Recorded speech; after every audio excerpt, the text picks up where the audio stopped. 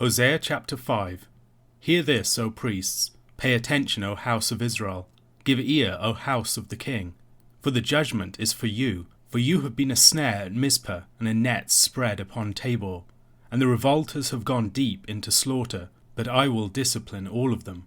I know Ephraim, and Israel is not hidden from me.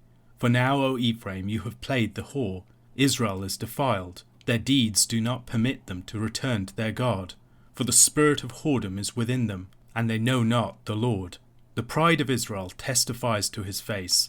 Israel and Ephraim shall stumble in his guilt. Judah also shall stumble with them. With their flocks and herds they shall go to seek the Lord, but they will not find him. He has withdrawn from them.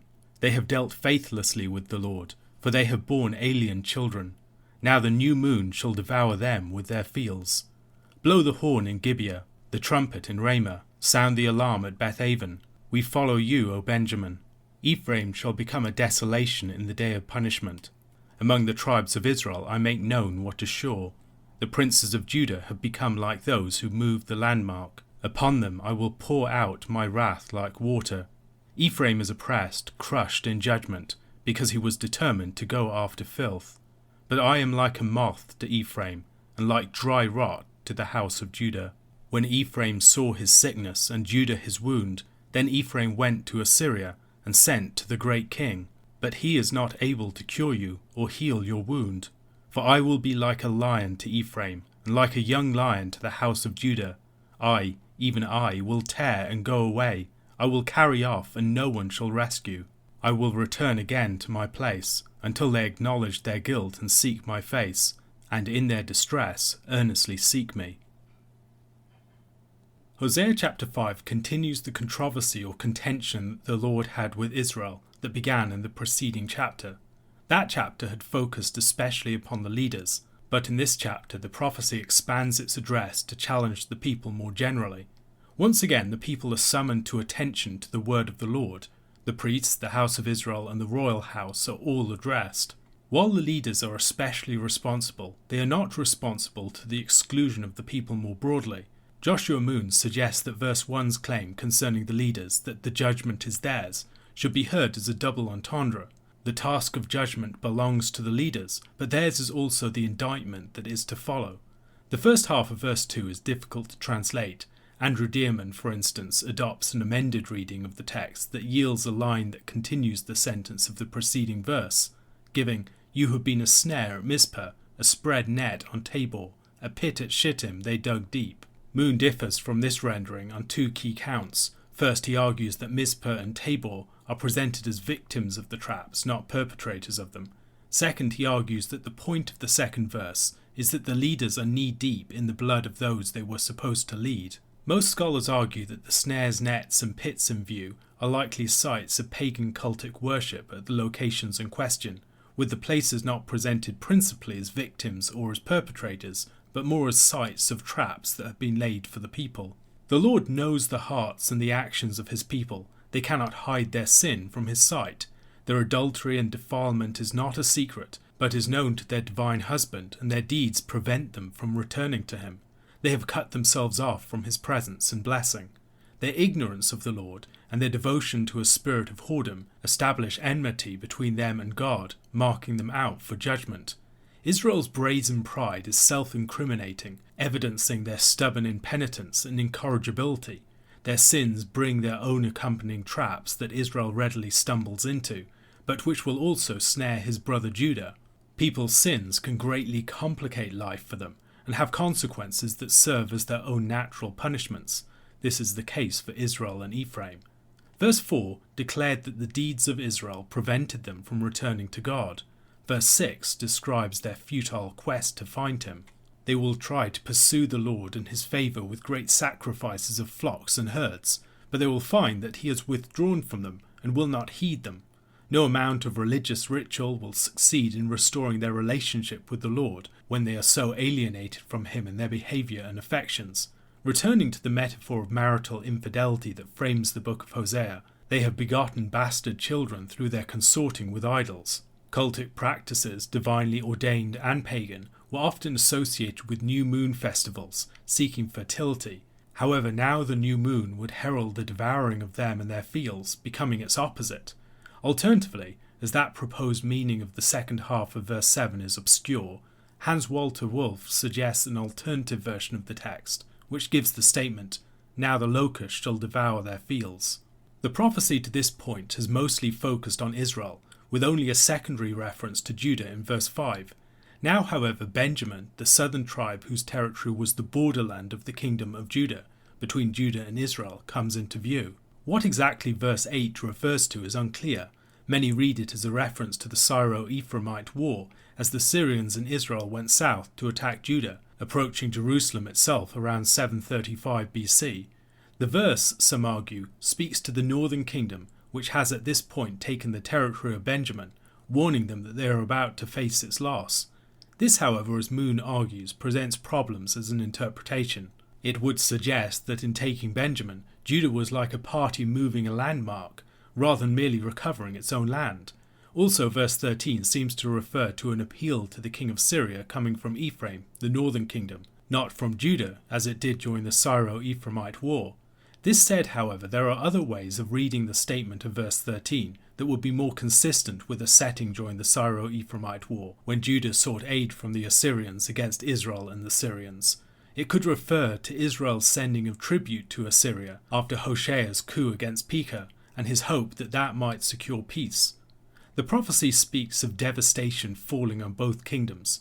Moon writes, Hosea points to the destruction of the north, verse 9, and the south, verse 10, and it is Benjamin's location between the two condemned regions that lends desperation to the summons to battle.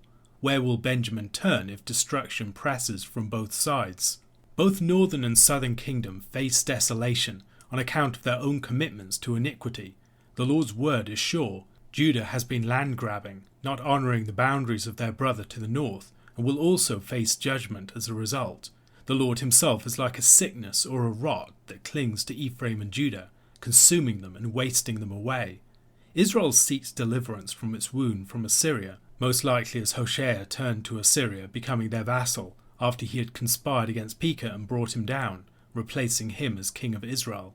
However, Israel's wound was far deeper than Assyria could help with. The Lord himself was the sickness that afflicted his unfaithful people. He, not Assyria, was the predator that was going to tear them to pieces. No one could deliver them from his clutches. Only if they were to confess their fault and truly turn back to him could they be delivered, but there is currently no sign that they are about to do that. A question to consider. After the division of the kingdom, what are some of the different ways in which the kingdoms of Judah and Israel relate to each other in their respective sins and states of judgment? John chapter 9. As he passed by, he saw a man blind from birth, and his disciples asked him, Rabbi, who sinned, this man or his parents, that he was born blind? Jesus answered, It was not that this man sinned, or his parents, but that the works of God might be displayed in him. We must work the works of him who sent me while it is day. Night is coming, when no one can work. As long as I am in the world, I am the light of the world. Having said these things, he spit on the ground and made mud with the saliva. Then he anointed the man's eyes with the mud, and said to him, Go wash in the pool of Siloam, which means sent. So he went and washed and came back seeing. The neighbours and those who had seen him before as a beggar were saying, Is this not the man who used to sit and beg? Some said, It is he. Others said, No, but he is like him. He kept saying, I am the man. So they said to him, Then how were your eyes opened? He answered, The man called Jesus made mud and anointed my eyes and said to me, Go to Siloam and wash. So I went and washed and received my sight. They said to him, Where is he? He said, I do not know. They brought to the Pharisees the man who had formerly been blind. Now it was a Sabbath day when Jesus made the mud and opened his eyes. So the Pharisees again asked him how he had received his sight. And he said to them, He put mud on my eyes, and I washed, and I see. Some of the Pharisees said, This man is not from God, for he does not keep the Sabbath. But others said, How can a man who is a sinner do such signs? And there was a division among them. So they said again to the blind man, What do you say about him, since he has opened your eyes? He said, He is a prophet. The Jews did not believe that he had been blind and had received his sight, until they called the parents of the man who had received his sight and asked them, "Is this your son, who you say was born blind? How then does he now see?" His parents answered, "We know that this is our son, and that he was born blind. But how he now sees, we do not know, nor do we know who opened his eyes. Ask him, he is of age, he will speak for himself." His parents said these things because they feared the Jews, for the Jews had already agreed that if anyone should confess Jesus to be Christ, he was to be put out of the synagogue.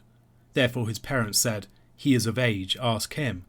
So for the second time they called the man who had been blind and said to him, "Give glory to God, we know that this man is a sinner." He answered, "Whether he is a sinner I do not know. One thing I do know, that though I was blind, now I see." They said to him, "What did he do to you? How did he open your eyes?" He answered them, "I have told you already, and you would not listen. Why do you want to hear it again? Do you also want to become his disciples?" And they reviled him, saying, "You are his disciple, but we are disciples of Moses. We know that God has spoken to Moses. But as for this man, we do not know where he comes from." The man answered, "Why, this is an amazing thing. You do not know where he comes from, and yet he opened my eyes. We know that God does not listen to sinners, but if anyone is a worshipper of God and does his will, God listens to him. Never since the world began has it been heard that anyone opened the eyes of a man born blind. If this man were not from God, he could do nothing." They answered him, "You were born in utter sin, and would you teach us?" And they cast him out. Jesus heard that they had cast him out, and having found him, he said, "Do you believe in the Son of Man?" He answered, "And who is he, sir, that I may believe in him?" Jesus said to him, "You have seen him, and it is he who is speaking to you." He said, "Lord, I believe," and he worshipped him. Jesus said, "For judgment I came into this world, that those who do not see may see, and those who see may become blind." Some of the Pharisees near him heard these things, and said to him, "Are we also blind?" Jesus said to them, "If you were blind, you would have no guilt, but now that you say, 'We see,' your guilt remains." In John chapter 9 we have the sixth of the signs that Jesus performs in his ministry in the Gospel of John. The first half of the Gospel of John has been described as the book of signs. It's a book in which we see a series of significant events and actions that Jesus performs that help us to understand who he is and the character of his mission. The point of a sign is not just the demonstration of power or the pyrotechnics of a great miracle or healing or exorcism. A sign helps us to understand something more about the character of Jesus' mission and identity. In the turning of the water into wine in the wedding feast at Cana, Jesus demonstrates something about who he is as the bridegroom. A number of the signs in the Gospel of John provoke conversation afterwards. The turning of the water into wine provokes a conversation between the master of the feast and the bridegroom. The healing of the royal official's son provokes a conversation between the royal official and his servants. The healing of the infirm man at the sheep pool provokes a conversation about the Sabbath and the work of Christ. The multiplication of the loaves and fish leads to Jesus' discourse concerning the manna and the bread from heaven. Within the Gospel of John, I believe that there are 7 signs as part of the book of signs. The first is the turning of the water into wine, the second the healing of the rich nobleman's son, the third the healing of the infirm man at the sheep pool, the fourth the multiplication of the loaves and fish, the fifth Jesus walking on the water, the sixth the healing of the blind man in this chapter, and the seventh the raising of Lazarus. I think it's possible that these signs might be related together in a panel structure, with the first, second and third mapping onto the fourth, fifth and sixth, with the seventh as a climactic sign. If this were the case, the turning of the water into wine would naturally correspond with the multiplication of the loaves and fish. The healing of the rich nobleman's son would correspond with the walking on the water, and the healing of the infirm man by the sheep pool would correspond with the healing of the blind man in this chapter. Both healings involve a healing pool, take place on the Sabbath, and give rise to a conversation concerning work upon the Sabbath. If we are connecting this with the 6th day of creation as the 6th sign, we might also observe a parallel with the creation of man on the 6th day. Here is a man being created anew, as a new creation. We should recognize some already familiar themes from the Gospel of John at the beginning of this chapter. Jesus, as he did in John chapter 8 verse 12, refers to himself as the light of the world. In chapter 1 verse 9, he is described as the true light, which gives light to everyone coming into the world. The question about whether the man was born blind on account of his own sin or on account of his parents' sin also emphasizes the theme of birth, which has been an important one to this point, particularly in chapter 3, but also in chapter 8 concerning the question of the true heirs and children of Abraham. Jesus responds to his disciples' query by saying, "It was not that this man sinned, or his parents, but that the works of God might be displayed in him." Ramsey Michaels suggests that we might see in the background of this statement John chapter 3 verse 21, "But whoever does what is true comes to the light, so that it may be clearly seen that his works have been carried out in God." If this were the case, then the works of God that are displayed in him are not the works of Christ in the miracle, but the true character of the man who is working the works of God. Once again, we might think of John chapter 6 verses 28 to 29. "Then they said to him, 'What must we do to be doing the works of God?' Jesus answered them, 'This is the work of God, that you believe in him whom he has sent.'" This is precisely what the man born blind goes on to do. Reading the sign in the light of these themes, it will help us to understand that it is a demonstration of what it means that Christ is the light of the world. It will also unpack what it means to respond to Christ in the right way. Surprisingly, there are two different stages to Jesus' healing. He spits on the ground, makes mud with the saliva, anoints the man's eyes with the mud, and then, as a secondary stage, instructs him to go to wash in the pool of Siloam. He washes and comes back seeing. The hearer of the account should register the strangeness of this. Why doesn't Jesus just immediately heal him of his blindness? Why does it take two stages? Recognizing that this was a sign can help us to understand why economy of action is not the most important thing. Christ's goal here is not merely to heal the man of his blindness, but also to reveal something about the truth of his mission and the character of a proper response to him. Once again, here we see the importance of Jesus' words. Jesus performs his signs not primarily through great acts of power, but through giving instructions that are obeyed. He instructs the servants to draw from some of the water and give it to the master of the feast. He instructs the royal official to go home. He instructs the infirm man by the sheep pool to pick up his bed and walk. He instructs his disciples to distribute the loaves. And here he instructs the man born blind to go and wash in the pool of Siloam. In all of these cases, the miracle occurs as people obey Christ, as they accept his word. The power of the sign is the power of Jesus' word, but as people believe Jesus' words, these signs are fulfilled for them.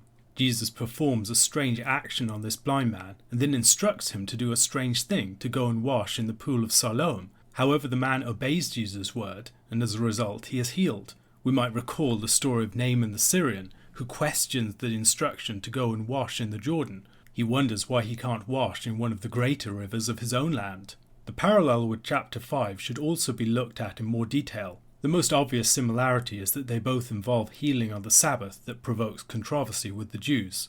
In both cases, a man who has had his disability for an exceedingly long period of time is healed. In both cases, a healing pool is part of the story. Throughout the Gospel of John, we see a specific focus upon Jesus' engagement with individuals. In the Synoptic Gospels, a lot more attention is given to his public teaching. However, Jesus' interactions with specific individuals in the Gospel of John invite us to recognize paradigmatic encounters of the individual with Christ. In chapter 3, we have in Nicodemus, a leader of the Jews, a member of the Sanhedrin, a man of the highest religious standing, and greatly respected among his people. He meets with Jesus secretly by night. In the next chapter, Jesus meets with a woman in the very middle of the day, and this woman is at the other extreme of the social hierarchy. She's a member of the heretical Samaritans. She's someone who likely carries a lot of social shame. The two men of chapters 5 and 9 are both healed by Jesus, cross-examined by the religious authorities, and then encountered again by Jesus.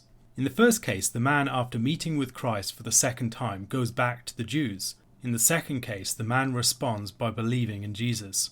The entangled themes of light and blindness are playing throughout this passage. We have the physical sight of the man that is restored.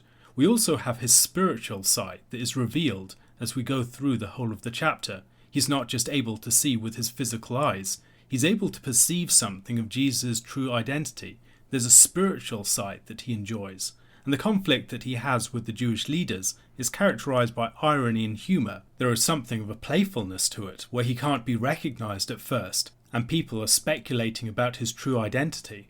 To this point in the Gospel, we have seen numerous examples of Jesus himself being subject to failures of recognition, and here the healed blind man starts to receive the same sort of speculation about his identity.